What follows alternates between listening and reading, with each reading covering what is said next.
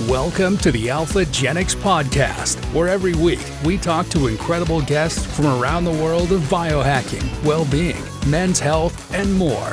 Here's your host, co-founder of Alphagenix, Ross Tompkins. Well, I'm delighted to welcome today's guest. We have Michael Garrett, co-founder of MyMotion, from all the way on the other side of the world. You're in sunny Cayman Islands, I think, today. But we share many things, including being physiotherapists by trade. Although now we've sort of gone off in slightly different directions. But Michael, welcome to the show. Thanks so much, Ross. It's a pleasure to be here. So we were introduced a few months ago, weren't we? Yeah. By another gentleman we've had on, actually, Jason. And Jason said, you've got to chat to my friend Michael. You've got loads in common.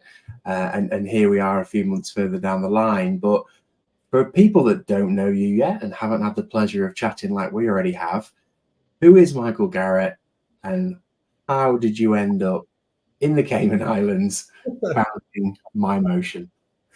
Okay, so just like yourself, a physiotherapist, and like a lot of physios, actually became a physiotherapist through getting injured myself as a middle distance runner, and I wanted to stay involved with sports, and I thought this was a good avenue for that.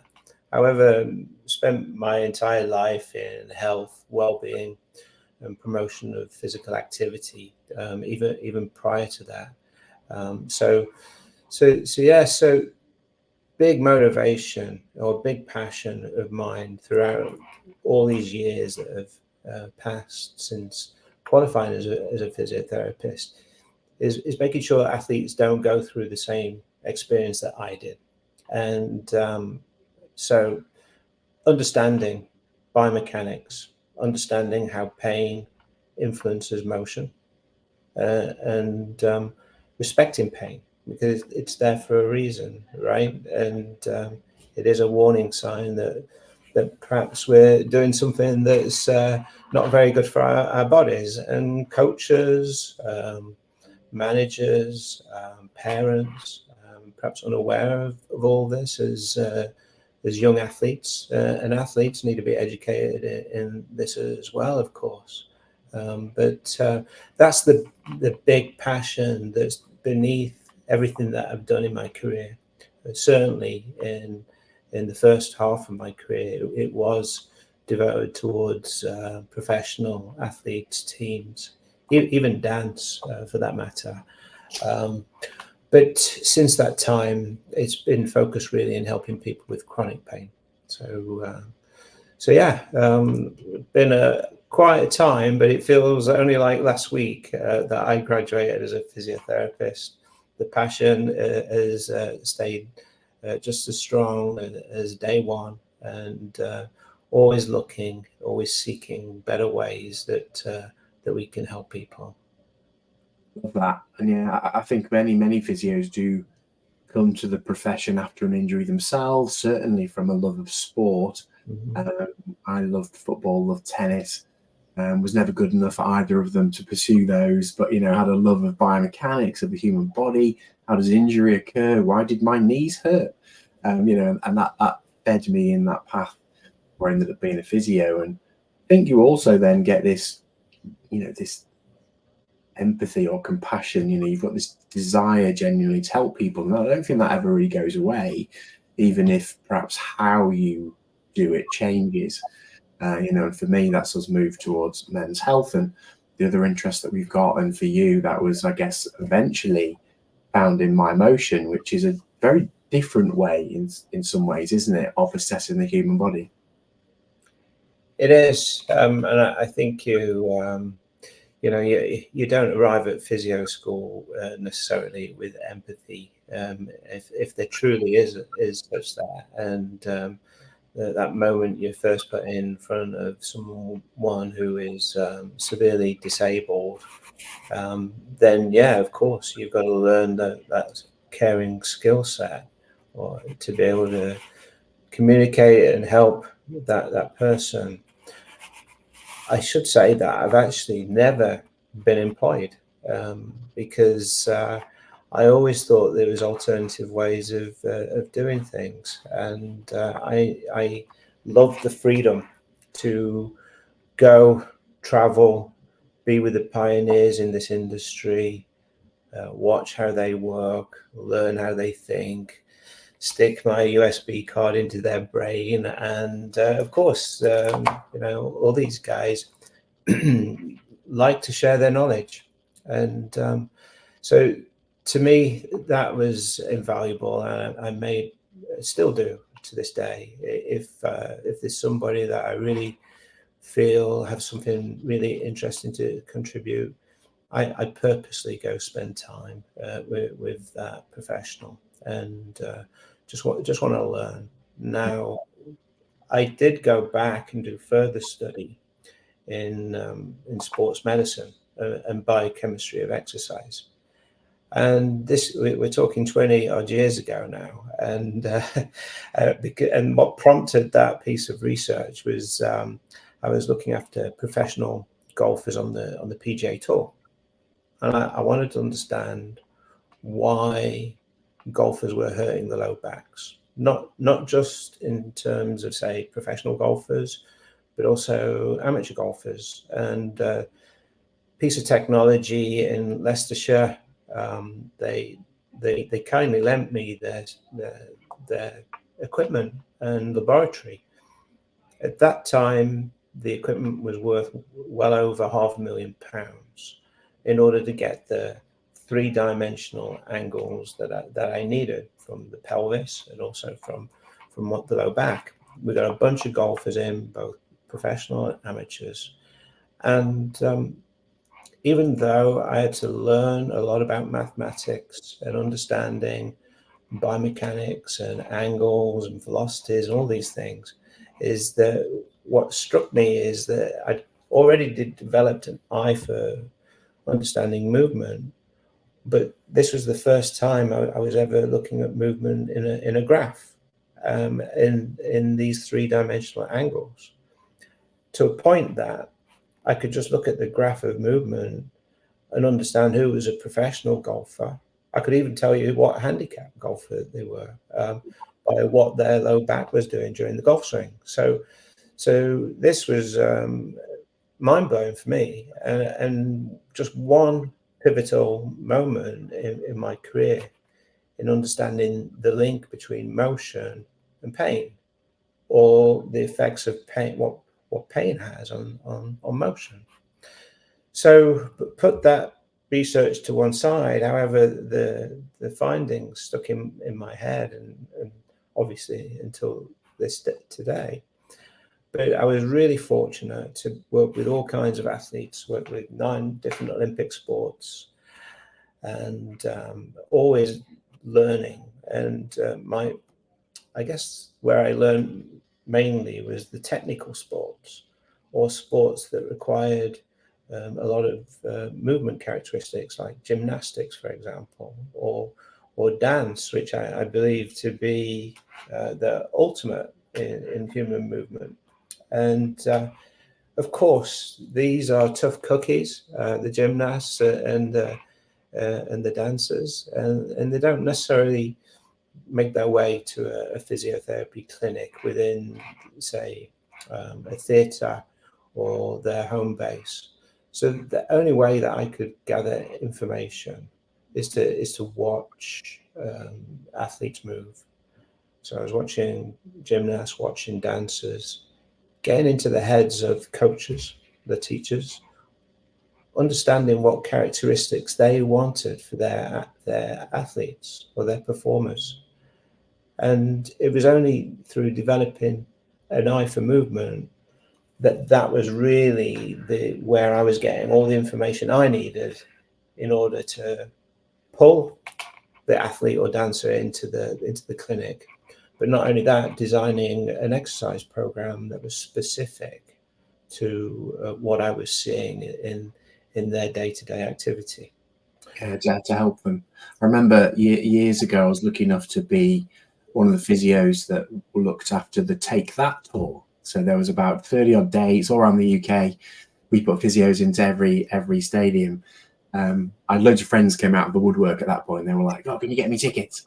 But the reason I tell you the story is because the dancers were the people that we were working with mainly, and they would do anything to continue on. You know, they didn't want to be sidelined. They had all sorts of injuries, and they were like, "You've just got to get me out. You know, I've got 3 more dates to go, and it's the end, and then I can have a rest." But they were incredible. You know, we often attribute these sorts of traits like resilience and, you know, and strength and inner power, whatever it might be, to rugby players and the likes. But these dancers were phenomenal. Yeah. I was once on tour with Riverdance, and there was a dancer there that did an entire routine on a fractured ankle, and Wow. I know she went on her ankle, but I thought it was simply a ligament sprain, and she came off stage. It's all swollen up, and clearly suspected fracture. Sent her off to the hospital, and you know, how on earth did she get through that performance? So yeah, they're tough, very tough. Not necessarily a good thing. I think that comes from their training, perhaps, but also you know, lack of resources in these locations as well. But yeah, it's amazing. But you don't need a fracture in order to understand that motion has changed. It's those minor subtleties in movement that I was looking for throughout my career. And I feel really we were looking from a performance perspective initially. And that goes with any athlete that I've worked with. And that might seem odd as a physiotherapist, because you'd think that we'd be reactionary waiting for the injuries to occur. My mindset was always focused on how do we help this athlete perform to the highest level. And you know, of course, there's a multidisciplinary team that you have to understand what everybody's contributing to that athlete. But I think what's really important is your relationship with the coach, and knowing that athlete or the dancer well, understanding their movement, that should their movement change or alter, you know there's something going on, and that's the time to pull them into the clinic. So it's always been a very proactive approach in terms of how do we keep everybody healthy? How do we keep them all performing, doing their job? And so maybe a different way of looking at things, but I found that actually helped me tremendously, because I wasn't dealing with injuries. I was preventing injuries. Yeah, keeping people healthy. And I think, so how did that lead on to where you are today? And importantly, I guess, you know, how can we educate and teach people to be the best version of themselves and to avoid injury? You know, are there any hints and tips that you can give people to help? Absolutely. So let's split my career into 2 halves, if you like. And I would say in the first half, it was 95% looking after professional elite athletes and dancers, and just the 5% being your regular day-to-day traditional physiotherapist working in the community. And I would say in that first half, I didn't feel comfortable in that space. I was way more comfortable with the athletic population. I didn't really feel that I had the skill set to help people with chronic pain. I understood a lot about, say, exercise and the biochemistry of exercise and all the benefits of exercise. So I understood that component very, very well. But in terms of helping people with pain or chronic pain, I didn't feel that I had the skill set back then. But it took all those years of working with the athletes and the high-level movement people, for example, to understand that the same rules actually apply to normal population. because let's face it, our bodies are just like buildings. We have the daily fight with gravity, and if we don't have supportive structures, meaning if we don't have good balance, and when we don't have equal balance between both our legs, for example, and then we don't have the internal supportive structures throughout the rest of our body, then stress is going to come out somewhere. And it amazes me that when we go back to, say, the mid-90s, when I qualified or went through the training, MRIs at that time were very expensive, and they were simply a tool that you would use to confirm your manual diagnoses. In actual fact, I spent a lot of time in the United States, and MRIs in the early 2000s, literally everybody was getting an MRI for any ache or pain, and this was the basis on making clinical decisions, whether that be pain medication, injections, even surgeries. And frustrating for me that how people move, or understanding how people navigate the battle with gravity through their lifespan. Why isn't this being looked at? Why isn't this being assessed? Yeah. We can't see pain in an MRI, and it's just a little snapshot in time. It's not even the whole day you're looking at. That's right, and they're typically lying on a back in a little tube. So there's not much function in that. And of course, you go looking for something in a joint, you're going to find things.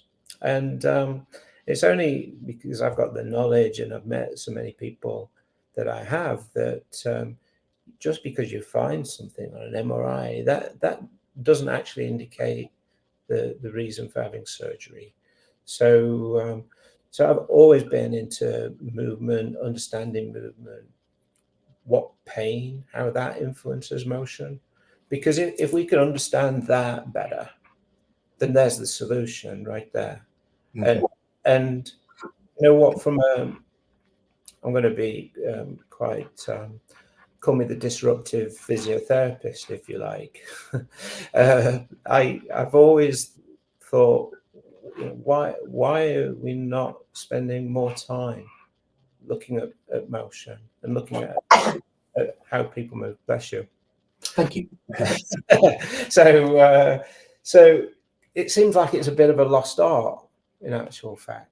And if we take the time and we explain to our clients, customers, patients, whatever you want to call them, that, hey, look, let's forget what we've seen on MRI here.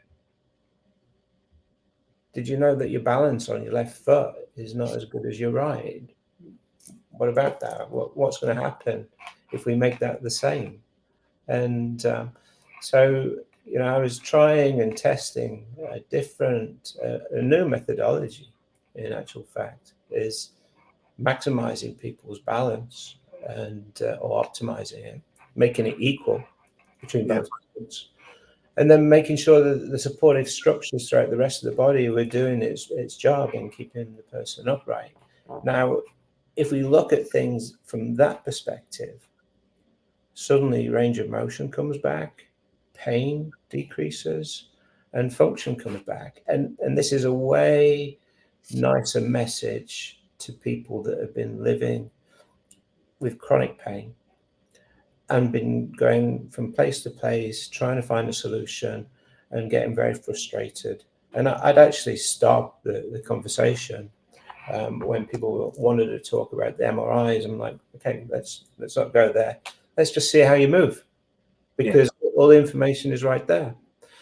That, from an experience of a client, is very much more.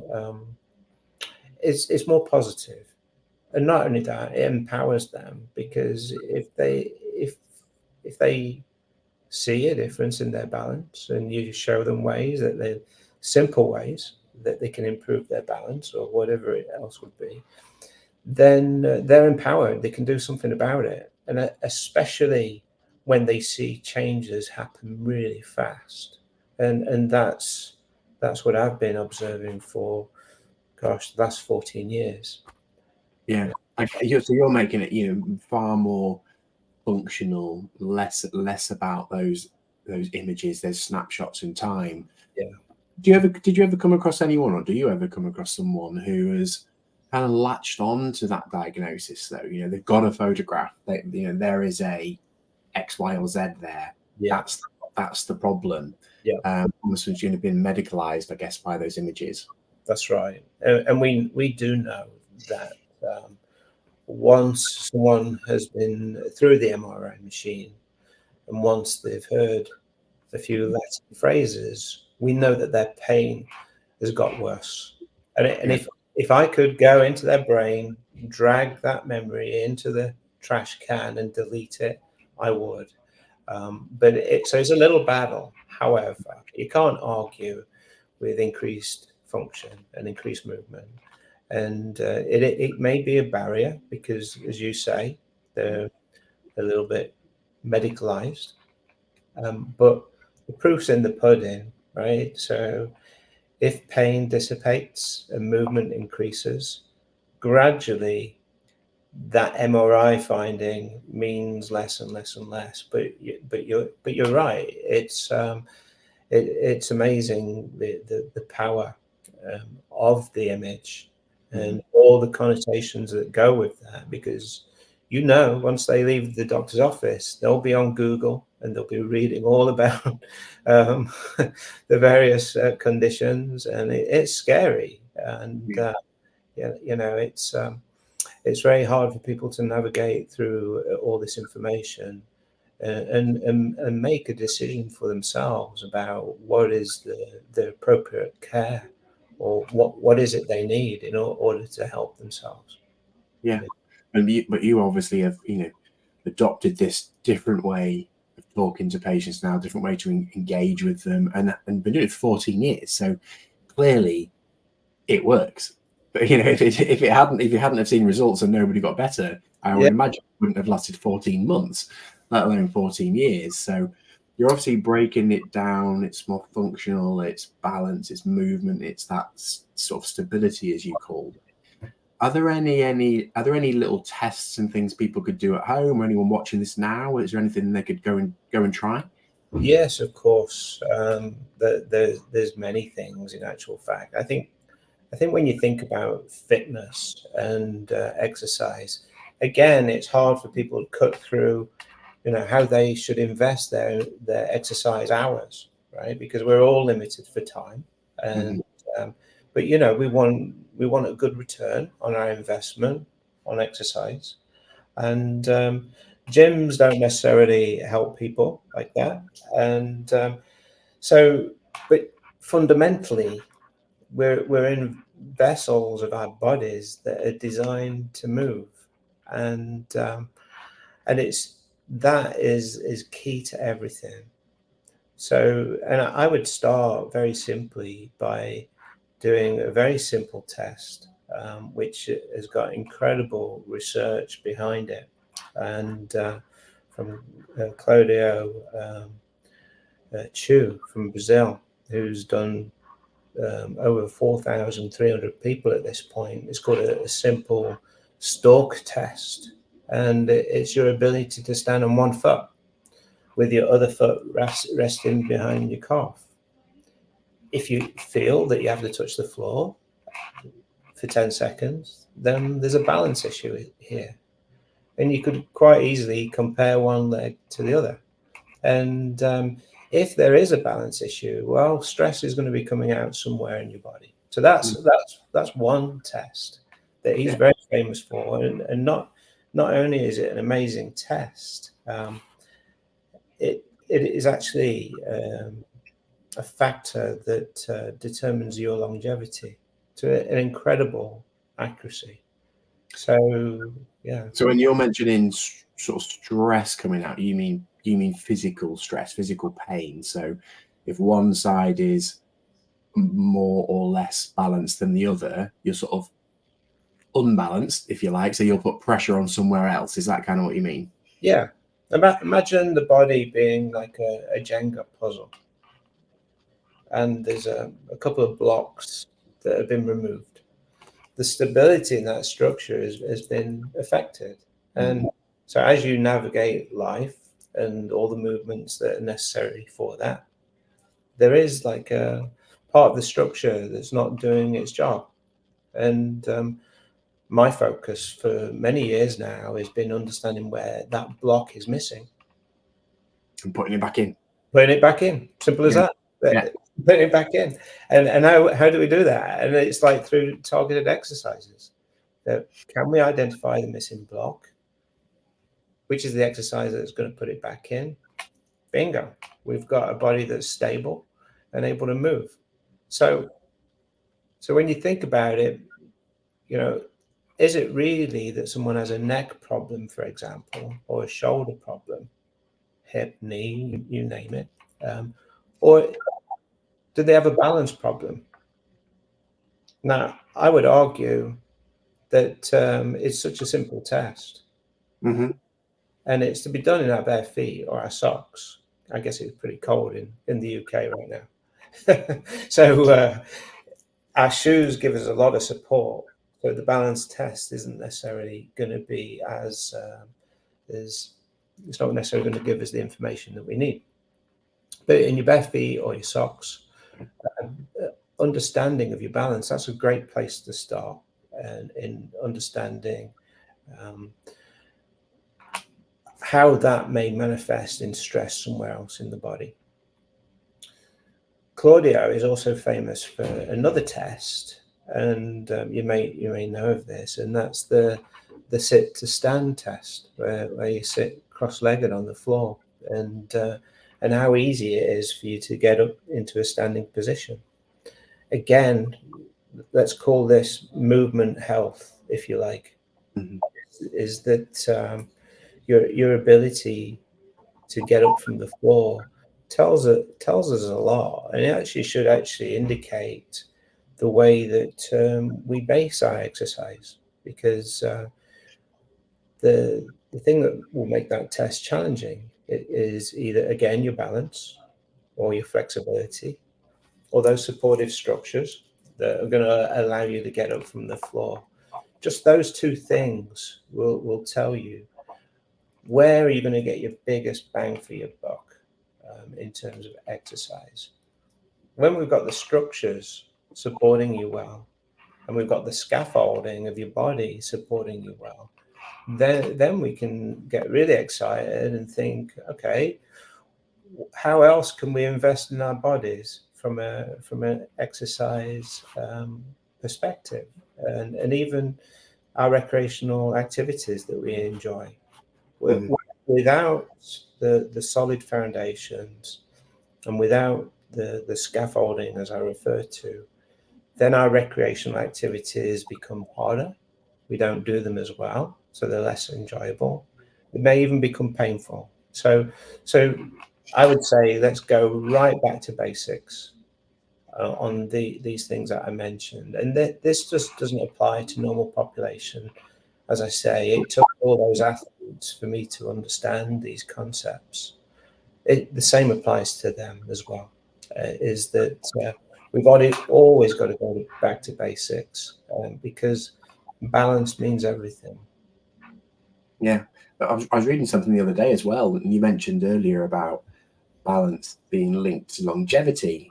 Mm-hmm. And this article was about balance being a great precursor to healthy cognition in later life as well. So how the synapses fired with the proprioception. So actually balance exercises on a balance cushion or a wobble board or something like that could be used to increase and improve cognitive function. So fascinating overlap there, I think, because who wants to have a healthy body if they haven't got a healthy mind as well? Well, that's it. And I think our cockpit is making decisions on our behalf without us actually being aware of that. So if your cockpit believes that you have poor balance, You may not recognize that, but if invited to go walk to your friend's house, for example, and the cockpit is saying, hey, you're not capable of this task, why don't you stay home today? You might not be cognizant of that, but this is not just about movement. It's your social interaction with friends, family, people, just being part of the community. So it's no surprise that there's other effects like that in terms of your cognitive health as well. So it's a fascinating field. It is. I think what you mentioned there is really important as well, and really drills down to the very basis, I guess, behind what you're doing, because I'm a firm believer that nobody in the history of time ever went to see a physiotherapist because they had a bad back.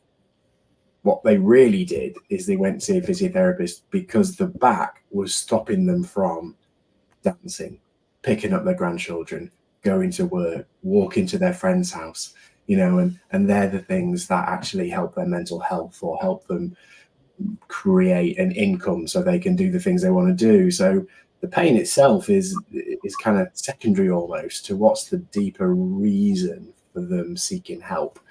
So I think you're really drilling down to that, aren't you? Oh, absolutely. And I think, our cockpit, unconscious mind is making a lot of decisions without us actually realizing that.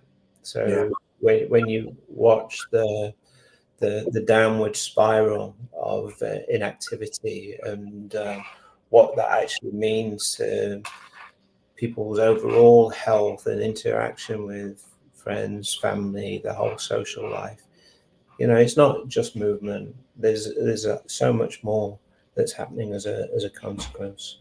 Yeah, definitely. So how did all of that then end up with MyMotion? How did you end up in the Cayman Islands? And can people only work with you if they're in the Cayman Islands, or is this something that can be done online? Do you have a network of other professionals? Tell us a little bit more about how to access your services. Okay, well, clearly you can see that 27 years on since qualifying as a physiotherapist, the passion is probably even stronger than it ever was since the day I graduated. People or movement has been a puzzle to me throughout my working career. I love fixing the puzzle, and I feel very fortunate in my career. I've got all the athletes to thank for me observing their motion. That meant so much. And then taking what I learned from that into my own clinical practice to helping people with chronic pain or other, say, movement or pain issues. That even when I was like really busy as a physiotherapist, seeing 12, 14 people in a day, that's like really rewarding, helping people and solving the puzzles of pain and doing it fast as well. That's awesome. Mm-hmm. But, also been fortunate that piece of research that I did, understanding how we gather data to what it means in terms of understanding the structure that I refer to. Well, I guess one of the other benefits of getting older is technology has become way cheaper. I can get the same data today that I got all those years ago for less than $100. Wow, So, it was $500,000. and it was $500,000 to get these samples. So yeah, that's been a radical change. And then obviously the effects of COVID and what that meant to people looking for a solution within their own home, that had an influence on the development and the launch of MyMotion, because it's super rewarding to help 12 people in a workday. But we've built technology now that, with the use of sensors and other tools to understand how people move, we're able to help people en masses So no longer I'm a practicing physiotherapist. In actual fact, I'm developing this business, MyMotion, where we specialize in understanding biomechanics in a remote sense. We never actually meet these people. And then through our algorithms and the way that we process the data, and with AI, we're delivering the very best exercises to those people at that point in time. So to me, everything in my journey makes absolute sense as to what it is that I'm doing today. And to help people en masse is just mind-blowing to me, and we're very close. Love that. So are you working really directly with the clients that have pain, or are you looking to work with other therapists around the world who can utilize this tool? Yeah. So with the things we've talked about today, we're pretty much talking about any human being, right? Because at some point in our lives, we're going to experience pain, and at some point in our lives, we're going to notice some restriction, and we may, at some point in our lives, feel that our balance is compromised. So this tool, this technology, can pretty much help any human, depending where they are in their lifespan. So we have the ability to help any of those things, whether it's an elite athlete playing to their best in their sports, prevention of injury, management of pain, helping people with any movement disorders, especially balance. We have the means to do that. I've spent the last 2 years working with a tech company in London where we built these applications. And one application we call the Engine. It's basically it's an app that's on your phone, and it's got Bluetooth integration with a sensor, and people go through a simple movement screen, and that data is uploaded, analyzed, and then delivered to the customer, the client, is that those corrective exercises that I mentioned. So we are putting this in the hands of physiotherapists. We are putting this in the hands of personal trainers, nurses, coaches, even literally anybody who works with bodies. And what's really nice about this is that treatment sessions last a few minutes, because we simply need to do a movement screen, and the exercises are automatically delivered to the individual. So physiotherapy sessions don't need to last an hour a day. They can be very, very quick. But depending what demographic you're in, we have this tool in order to help physios, coaches, be better at what they be, but also prevent injuries way before they happen. So we're understanding biomechanics, and we're understanding the effects of pain on how people move, and we're picking up on that way before it becomes a problem. Brilliant.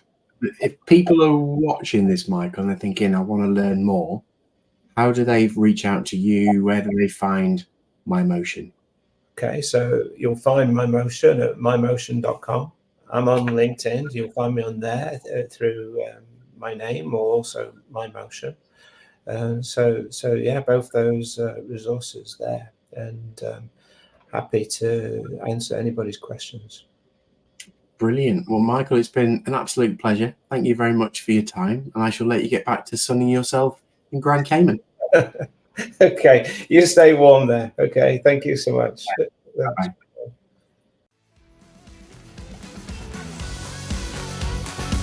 Thank you for listening to the Alphagenix Podcast. Make sure to subscribe to the channel so you don't miss next week's episode. For more resources on Alphagenix and men's health, visit alphagenix.co.uk. Until next time.